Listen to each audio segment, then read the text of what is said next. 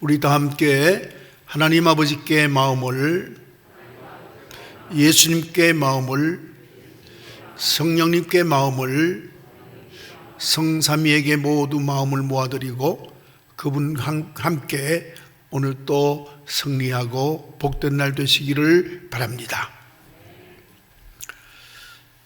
하나님의 시간이 있습니다. 하나님께서 우리의 삶을 살피시고 하나님은 자기 시간대로 역사를 이끌어 가십니다. 또 하나님의 역사는 곧 우리에게는 하나의 현상으로 나타나는데 그 현상이 바로 우리의 현실입니다. 다시 말씀드리면 역사의 핵심은, 그 핵심의 내용은 하나님의 약속 성취에 되어가는 과정이고 우리는 그 현상 속에 우리가 살아가고 있는 것입니다. 하나님께서는 마치 물이 100도가 되어서 끓는 것처럼, 여러분 99도가 됐다고 물이 끓습니까? 80도가 됐다고 물이 끓습니까? 그렇지 않죠. 100도가 되어야 끓습니다. 우리 하나님께서 보시기에 정한 날이 있습니다. 그때가 되면 하나님은 약속을 꼭 이루십니다. 하나님께서 아브라함을 부르시고 아브라함과 약속을 하십니다. 너희 후손이 400년 동안 분명히 외국에 나가서 종살이 할 거다. 그렇게 할 거다. 약속을 했습니다. 그 약속으로 인하여 결국 스데반의 설교에 의하면 이집트에서 430년 동안 고난을 받게 된 겁니다. 이렇게 설교를 하는 겁니다. 저도 스데반 설교 그대로 전합니다. 코로나19가 우리 보기에는 지루하고 우리 보기에는 너무나 많은 사람이 해함을 당하고 어려움을 당하지만 하나님의 때가 있습니다. 어느 때가 되면 하나님께서 분명히 코로나19를 전혀 없는 것처럼 아마 모두 정리하는 때가 올 겁니다. 여러분 개인의 삶도 마찬가지입니다. 참 견디기 힘든다. 왜 이렇게 하나님께서는 나를 이렇게 내버려 두시는가? 오랫동안 기도해 왔지 않는가? 얼마나 오랫동안 간구했는가? 이러다가는 우리가 죽는 게 아닌가? 혹은 내가 죽는 게 아닌가 생각할 때가 있습니다. 그러나 하나님은 약속을 지킵니다. 기도한 자의 기도는 받으시고 분명히 하나님의 때에 이루어 주시는 겁니다. 나의 때로 성급하고 나의 때로 실망하거나 절망하지 말고 하나님의 때를 바라보고 소망을 가지시는 우리 모두가 되시길 바랍니다. 그런데 하나님께서는 그 모든 역사의 해결을 뭘로 하느냐? 생명을 보내고 그 모든 문제를 해결합니다. 아마 사람 같으면 이집트에는 누가 권위자냐? 이집트에는 파라오가 왕이지요. 그럼 파라오에게 선자를 보내서 그에게 마음을 고쳐먹게 만들고 그에게 또한 이스라엘 백성을 모두 나가라고 명령하게 만들려고 하는 것이 우리 인간의 생각이죠. 회사에 직원을 뽑아도 훌륭한 사람, 많이 배운 사람, 그리고 또 사회적으로 명망이 있는 가문의 자녀들 이렇게 뽑아서 사용합니다. 하나님은 그렇게 하는 게 아니고 아주 미약하고 아무것도 할 수 없는 그야말로 아주 작은 생명, 아기 하나를 이 땅에 보냅니다. 그렇지 않습니까? 430년 동안 흑암 속에 있는 이스라엘 백성들에게 하나님은 모세를 보냅니다. 이 아기는 너무나도 나약하고 쓸모없이 보입니다.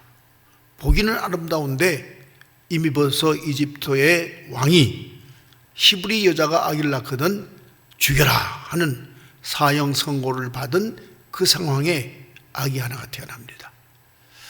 이 아이가 자라나서 결국은 이스라엘 이끌어가고 또한 해방을 하나님으로부터 이루는 데 쓰임을 받지요. 여러분, 사사기의 사건을 보면 하나님 없이 사는 사람들이었습니다. 그래서 사사기의 마지막 절에 보면 이렇게 기록되어 있습니다. 왕이 없으므로 백성들이 자기 뜻대로 하더라. 하나님이 없는 나라가 되어버렸습니다. 이스라엘이. 흑암이죠. 절망입니다. 이때에 한 여인을 기독해야 합니다. 한나가 하나님 앞에 열심히 기도하는데 무슨 뜻이 있는 것도 아니고 자기 아기를 못 낳은 한스러움 때문에 기도합니다. 그 기도의 응답으로 사무엘을 보냅니다.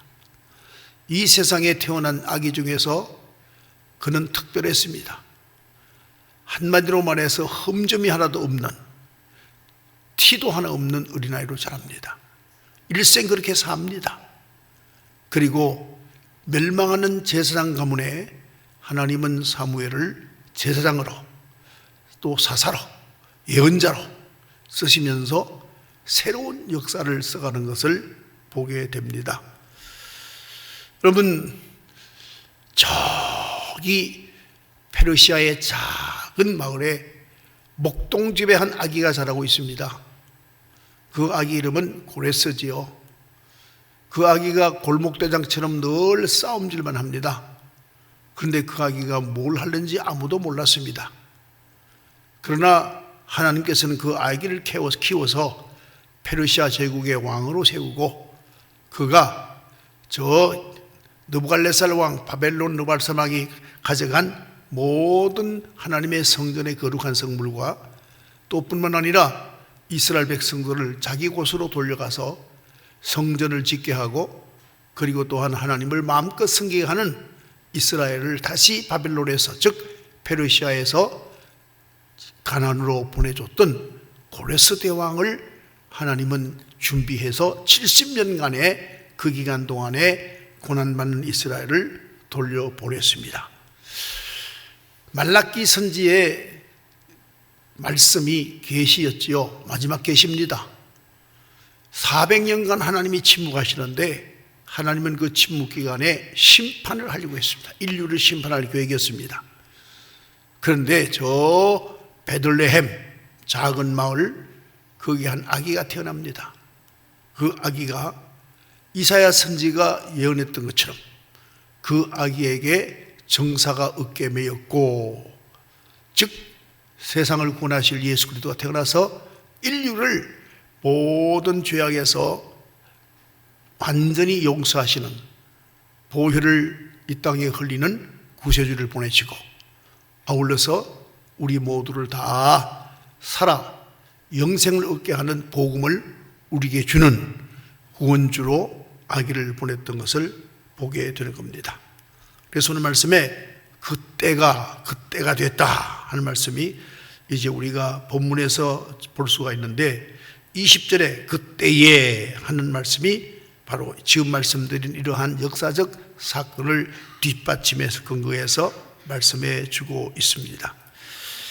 또한 이제 마태복음을 보면 마태가 1장 다윗의 자손 예수 아브람과 다윗의 자손 예수 그리스도의 세계라 적고 있고 낳고 계속됩니다. 43번 낳고가 계속됩니다. 하나님의 역사는 생명의 역사입니다. 이 땅에 사람이 나는 것은 그를 통하여 하나님이 이를 이루기 위해서 생명을 보낸다. 그래서 예수 그리스도의 족보를 적고 낳고 44번째 예수가 태어나는 거죠. 그래서 예수는 죽을 생명이 아니라 죽은 생명을 살리는 생명으로 이 땅에 왔다.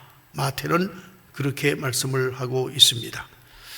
또 이제 말씀에 보면 우리는 생각한데 어째서 이스라엘 백성을 430년 동안 이집트의 하나님은 거기에 맡겼을까? 그 안에서 고난받게 했을까? 하는 의문점을 가지고 있습니다. 그 의문점에 대해서 명쾌하게 표현된 말씀이 있습니다. 바로 다름이 아니라 저 홍해 앞에서 모세가 하나님께 기도합니다. 어째서 우리가 이 홍해를 맞고 절망하고 있습니까? 하나님 버려두시겠습니까? 이렇게 기도할 때에 하나님께서 말씀하십니다. 잠잠히 있으라. 잠잠히 있으라는 것입니다. 즉 하나님께서는 모든 택한 백성들에게 은혜로 구원을 하겠다. 내가 구원하겠다. 너희들이 너희 구원을 이루는 게 아니라 내가 너희를 구원하겠다 하시는 그 역사를 이루시기 위해서 430년 동안 저 이집트에서 고난받는 택한 백성을 그냥 두시고, 그리고 그들에게 은혜로 구원받는 것이 이스라엘 백성, 택한 백성의 바라야 할 진정한 소망이다 하는 것을 알기 위해서 430년 동안 그들을 고통 속에 두었던 것을 볼 수가 있습니다. 오늘 17절 말씀 봅니다. 17절, 하나님이 아브라함에게 약속하신 때가 가까움에 그랬습니다. 하나님께서 약속하신 때가 가깝다. 그러니까 하나님은 아브라함에게 약속하신 약속 그대로 지키신다. 지키시되 400년 그 물리적 시간이 아니라 하나님 보시기에는 때가 됐다. 왜? 저 파라오가 생명을 죽이니까, 아기가 태어나면 죽이라 하니까, 그러니까 그냥 둘 수 없다. 이제 때가 된 겁니다. 여러분, 우리가 인생을 살면서 이때가 됐는데, 이제 이때가 됐는데 그러지 마시고 죽기까지 하나님 앞에 매달리고 죽기까지 하나님께 간구하고, 예수님도 죽기까지 기도하셨는데 2번 기도하셨습니다. 시험 받기 전에 40일 동안 금식했습니다. 죽을 지경이 있죠. 또 예수님 기도하십니다. 감람산에서 기도하십니다. 그야말로 땀방울이 핏빛이 되셨지 죽기까지 그야말로 자기의 모든 걸 다 걸고 기도했습니다. 시험을 이겨서 사명을 받고, 시험을 이겨서 사명을 성취합니다. 그래서 기도하는 사람은 끝까지 기도해야 됩니다.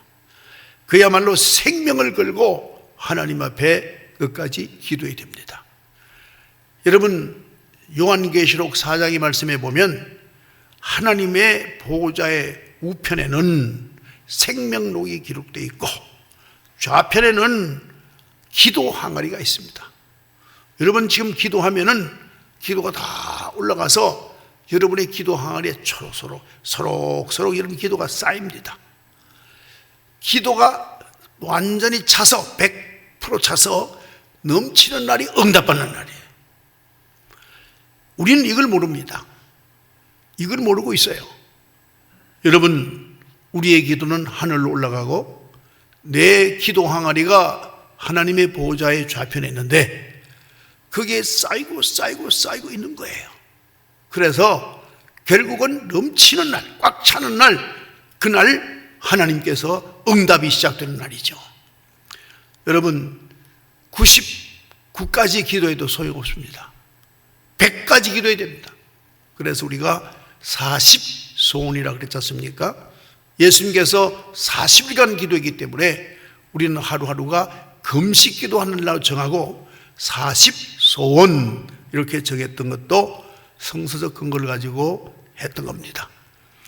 여러분, 그래서 우리가 항상 하나님 앞에 기도할 때마다 끝까지 약속의 말씀이 있고 기도하면 응답되지 아니할 기도가 없다 하는 것을 다시 한번 알게 되었고요. 또 이스라엘 백성들이 왜 하나님께 아름답게 보였느냐? 그들이 열정적으로 간구합니다. 하나님, 이제 더 못 참겠습니다. 하나님, 이 종살이 그만하겠습니다. 이 노예로 이제 못 살겠습니다. 막 기도했습니다. 왜 하나님이 구원해줬냐? 부르짖는 소리 때문에, 부르짖는 그 간구를 들으시고 하나님께서는 이스라엘을 불쌍히 여기시고 이끌어내셨다 하는 말씀을 여러 곳에서 볼 수가 있습니다. 또 이제 오늘 본문 말씀 19절 말씀에 그가 우리 족속에게 교환하는 방법을 써서 조상들을 괴롭게 하여 그 어린아이를 내버려 살지 못하게 하려 할세. 바로 여기가 결국은 그야말로 종점입니다. 생명을 죽이는 이런 역사가 이루어지면 하나님은 그냥 더 참지 않습니다. 그때부터 하나님께서는 역사하시죠. 여러분, 1938년 9월 9일 날 평양에서 대한예수교 장로회 총회가 모였습니다. 거기 모여서 신사참배를 하자.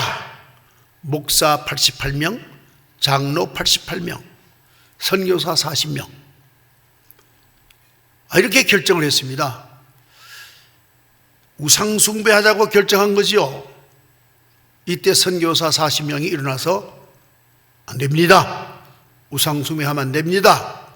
나섰을 때 일본의 경찰들이 그들을 끌어갔습니다. 선교사를 다 끌어가고 강제로 그런 결의를 하게 했습니다.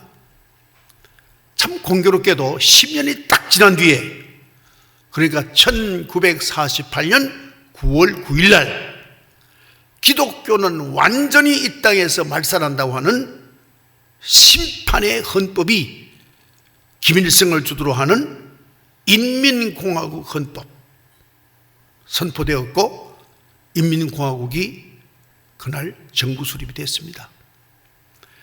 하나님은 다 아십니다. 여러분, 놀라운 것은 우리가 1948년 8월 15일 날 45년 8월 15일 날 해방했지요. 8월 29일 날 전국에 있는 목사를 모아서 다 모두 일본이 학살할 계획을 가지고 있었습니다. 그러니까 딱 열흘 앞두고 해방이 된 거예요. 하나님의 종들을 죽이려고 할 때 하나님은 그냥 있지 않습니다. 히로시마에다가 나가사키에다가 핵폭탄을 터뜨리고 하나님은 주의 종들을 구한 겁니다. 여러분은 역사를 알면 신앙생활 바로 합니다. 우리가 역사를 몰라서 신앙생활을 제대로 못하는 겁니다. 하나님은 이 민족을 얼마나 사랑하시며, 하나님은 대한민국을 얼마나 축복하시며, 하나님은 눈동자처럼 대한민국을 바라보시면서 우리의 손자를 키우십니다. 마지막 때에 한 세기를 대한민국에 있는 택한 우리의 손자, 그들을 통해서 한 세기를, 세계를 이끌어가라. 여러분, 한국 역사의 기도로 이루어진 얘기하려면 끝이 없습니다. 얄타 회담에서 결국은 한국은 신탁 통치하자는 결의가 났습니다. 그러자 한국에 있는 모든 교회가 기도합니다. 남한입니다. 북한이 아니고. 북한은 찬성이었습니다. 왜? 스탈린이 작전이 있었습니다. 당장 신탁 통치 해놓으면 유엔이 통치하게 되죠. 그러면 일본 보고는, 미국 보고는 일본 가서 통치해라. 나는 스탈린은 요 조선까지 통치하겠다. 이럴 계획을 가지고 한 거죠. 그래서 북한은 모두 다 신탁 통치 찬성. 그런데 이승만 박사를 중심해서 한국 교회는 기도하기 시작합니다. 하나님, 어찌하여 우리를 해방을 주시고 또 저 스탈린에게, 공산주의자에게 우리가 통치를 받습니까? 하나님 살려주세요 하면서 한국 교회가 눈물을 흘리며 온 강단에서 하나님께 부르짖었습니다. 그러자마자 얄타 회담이 28일 있었는데 그 해 1월 달에 얄타 회담이 무효로 돌아갔습니다. 신탁 통치가 이루어지지 않았지요. 한국의 역사는 구비마다 하나님의 종들의 기도가 있었습니다. 하나님의 백성의 기도가 있었습니다. 여러분이 일찍이 말씀드렸지만은 우리나라가 이 땅에 태어나는 1948년 8월 15일 태어났죠. 그리고 호적에 입적한 것이 언제입니까? 바로 잘 아시는 그해 48년 12월 달에 말에 결국 우리가 유엔에 이제 독립국가로 인정받지 않습니까? 그때도 하나님의 종들이 파리의 교회를 찾아가서 열심히 기도했습니다. 하나님, 이 나라를 구해 주십시오. 구해 주십시오. 그래서 그야말로 불가능한 일이 이루어져서 대한민국이 수립된 겁니다. 그리고 수립됐으니까 6.25에 한국이 어려울 때 유엔군이 참여했고 드디어는 현재 우리가 살아가는 겁니다. 이 하나님께서 우리를 이토록 사랑하시고 대한민국에게 은혜를 베풀어 주시는데, 하나님 없다는 소위 무신론자들이 정권을 잡고 무신론자를 좋다고 온 국민이 투표를 해주고, 이렇게 되니까 이 나라가 얼마나 어렵습니까?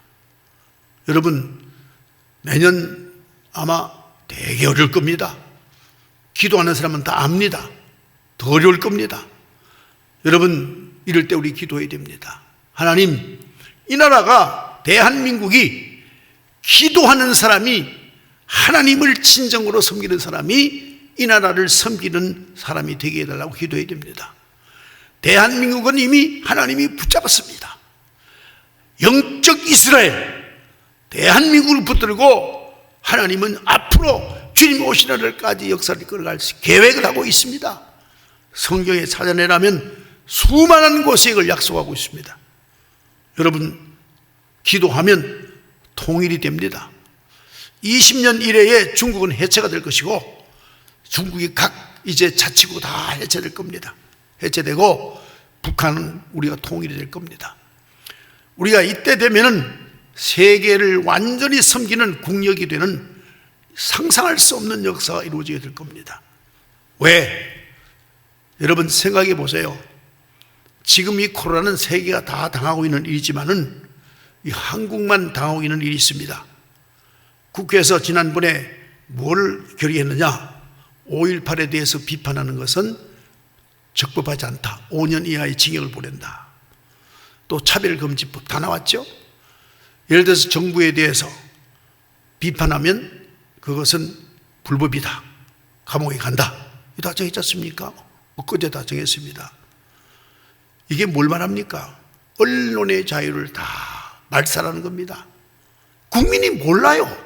뭐가 뭔지 아무것도 몰라요. 자유라는 이름을 다 지우는 이 정부가 오래가지 않습니다. 여러분 보세요. 길지 않습니다. 이 나라는 하나님이 지키시고 이 나라에게 뭘 주셨냐? 자유와 정의와 평등을 우리에게 주셨습니다. 이걸 빼앗는 자는 하나님과 대적하는 겁니다.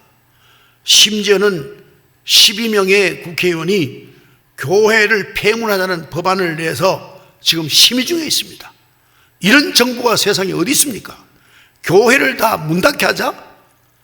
여러분 필요하면 제가 자료 보내드리겠습니다. 이따위 짓 하는 나라가 오래 갈 것 같습니까? 그 정부 오래 못 갑니다. 이미 끝이 보여요. 때가 다 찼습니다. 여러분, 하나님과 대적해서 이기는 사람은 한 사람도 없습니다. 인류 역사에 하나님과 대적해서 이긴 정부가 어디 있고 권리가 어디 있고 권세가 어디 있습니까? 히틀러가 세계를 정복했습니까? 안 했습니다. 일본 도조이 히데키가 정복했습니까? 아닙니다.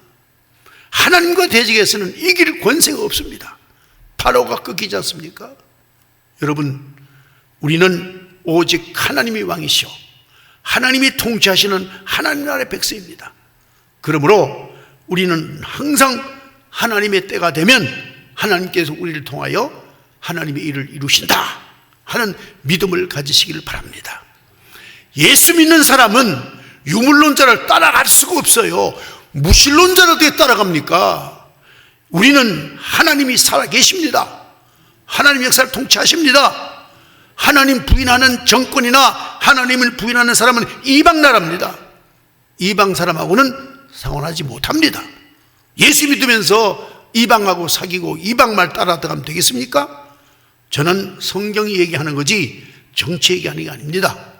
예수를 믿으면 똑바로 믿어야지. 하나님을 인정하지 않는 자와 함께하는 자는 이방과 함께하는 자예요. 그것은 하나님께서 기억하고 계십니다. 우리는 오직 하나님을 부정하고 하나님께 도전하고 하나님께 언제나 불순종하는 자들에게는 보십시오. 이집트에 도리어 시브리 여자가 낳은 아들을 죽이던 자들이 장자가 다 죽었습니다. 역사의 중환자는 하나님이십니다. 하나님 바라보면서 소망 가운데 기도하시면 하나님께서 사랑하는 자녀에게 이루어지시는 축복이 넘치고 넘쳐서 감당할 수 없는 은혜가 여러분에게 임할 줄로 믿습니다. 40소원 이루어지고도 넘치는 날이 하나님의 때에 이루어질 줄로 확실합니다.